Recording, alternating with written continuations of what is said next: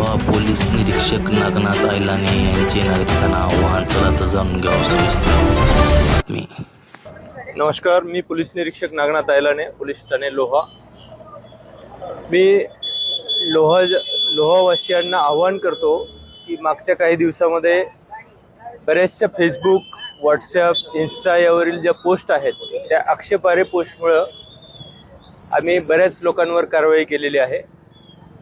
त्यामुळं यापुढे सर्वांना आवाहन करतो की आपण कुठल्याही आक्षेपार्ह किंवा वैयक्तिक टीका करणाऱ्या ज्या पोस्ट आहेत त्या कोणीही टाकू नये. आमच्या सायबरमार्फत सर्व या पोस्टवर वॉच ठेवला जातो आणि त्या जर आक्षेपार्ह असतील तर आम्ही स्वतः त्याचा कॉग्निझन्स घेऊन कारवाया करत आहोत.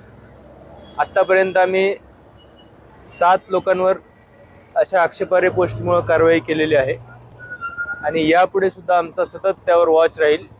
त्यामुळे अशा आक्षेपार्ह पोस्ट कोणीही टाकू नयेत आणि त्यामुळे लॉ अँड ऑर्डरचा इश्यू निर्माण होतो किंवा आपसात वाद घातला जातो. तर अशा जर काही पोस्ट असतील तर त्या त्वरित आमच्या निदर्शनास आणून द्याव्यात. त्यावर प्रतिक्रिया करण्याऐवजी जर पोलिसांच्या निदर्शनास आणून दिल्या तर आम्ही त्याच्यावर कारवाई करू. आणि आमचा पोलीस फोर्स जो आहे तो कुठल्याही कायदा व सुव्यवस्थेच्या याला सज्ज आहे. कुठलीही परिस्थिती निर्माण झाली तर आम्ही त्याला सज्ज आहोत.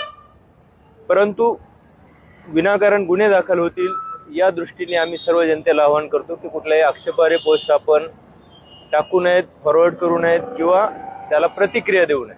मोर्चा झाल्यानंतर सायंकाळी दुपारच्या वेळी 2 गटाचा राडा झाल्याचं पाहायला मिळालं. त्यांना काय आव्हान करणार? तेच आवाहन करतोय की ते सुद्धा वाद जो झाला तो या आक्षेपार्ह पोस्टमुळेच झालेला आहे.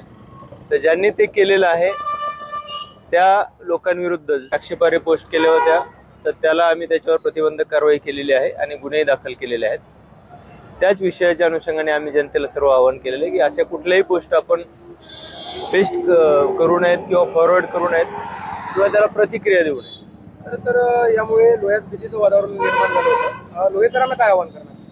लोह्यामध्ये कुठलंही भीतीचं वातावरण नाहीये किंवा कुठलंही असं काही दबावाचं वातावरण नाही. फक्त काही किरकोळ गोष्टी झालेल्या आहेत आणि त्या आम्ही स्वतः जाऊन लगेच त्या तात्काळ त्यावर प्रतिबंध केलेला आहे. यापुढे आता कुठलाही असं भीतीचं वातावरण नाही. हे किरकोळ गोष्टी आहेत. त्यामुळेच आम्ही सर्वांना आवाहन करत आहोत की अशा किरकोळ गोष्टीसाठी कुणीही वाद करू नये. राजकीय एकमेकांवरची जी राजकीय स्वरूपाची वक्तव्य आहेत ती सार्वजनिक करू नयेत.